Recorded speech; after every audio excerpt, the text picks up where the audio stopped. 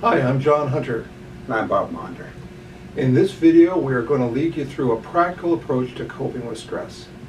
In this case, we are talking about the stress that healthcare workers may experience during the outbreak of COVID-19. It is inevitable that this outbreak will cause anxiety. A good place to start is by distinguishing between what we know and what we don't know. The nature of the situation is that there is uncertainty about how it will evolve. The things that we are coping with will change as the situation develops. However, some things are known, which makes this situation quite different than the outbreak of SARS in 2003. This time, we know exactly which virus is causing infections, and we have a test for it. Cases are being identified quickly, and we have learned a lot about effective protective equipment and procedures. We also know from previous experiences that as this situation evolves, rumors and misinformation will circulate. Inaccurate stories often increase anxiety. It's important to get information about the developing outbreak from authoritative sources. We are going to give you a way of thinking about coping that works for just about any kind of stress, and then we are going to apply those principles to the situation you're facing now. This approach to coping is based on evidence. Most of what it teaches seems like common sense, but common sense can be hard to come by when we are feeling very stressed. We're going to give you an organized way to think about some of the most useful approaches to coping.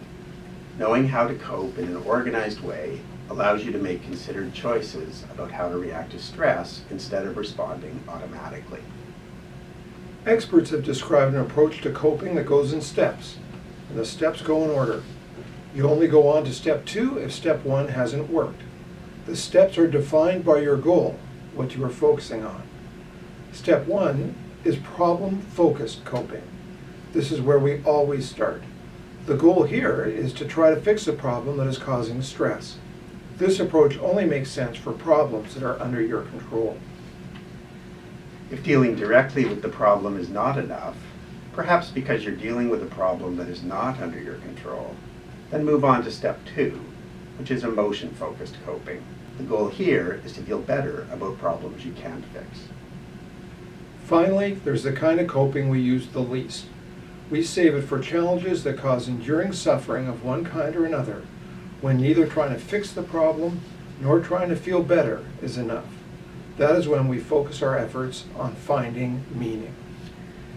We can break those 3 steps down a bit, starting with problem-focused coping, the type of coping that most of us use most often.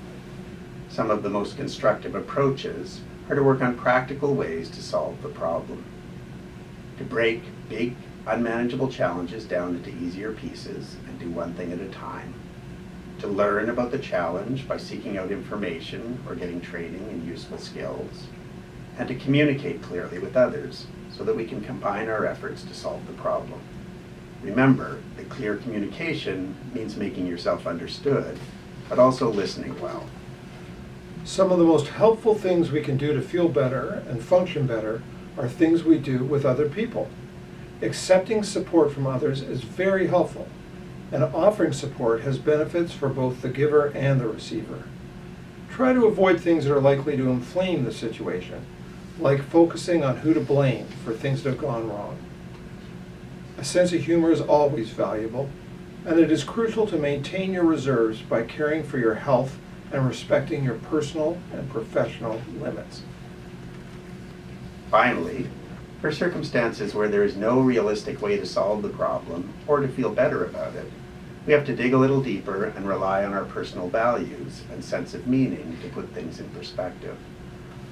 Often, the place to start is to explicitly accept that it just isn't helping anymore to try and solve the problem. That allows you to reflect on how to make sense of your dilemma and reflect on the things that make your life and work valuable, even in the hardest times. Some people find their faith to be very helpful with this kind of coping. Now we are going to apply these steps in a really practical way to coping with the stress of the current situation. When dealing with the stress of an infectious outbreak, as with any other stress, we need to approach coping in a sensible, logical way.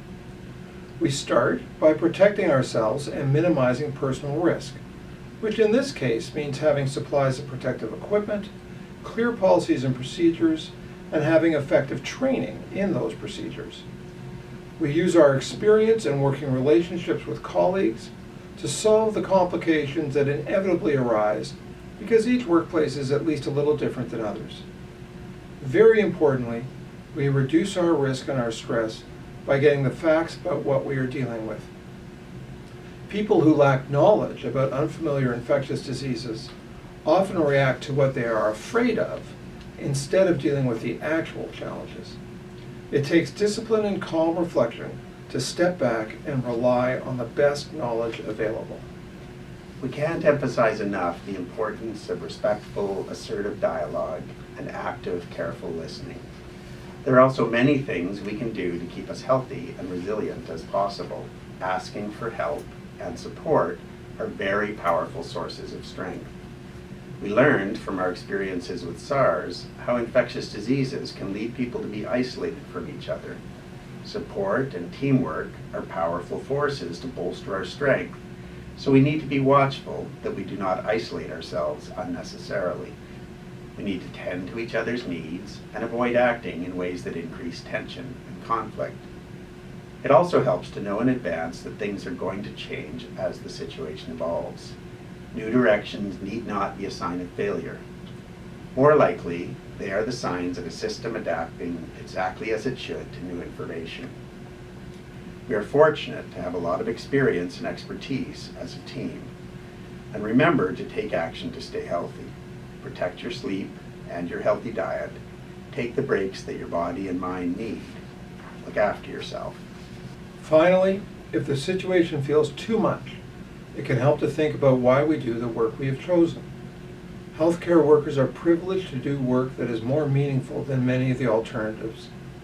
When we face challenges and risks that are unique to our roles, it can help to pause to remember what led us to do this work in the first place. So that's it, a stepwise, evidence-based approach to coping with extraordinary stress. We hope you find it helpful, and remember, we're all in this together.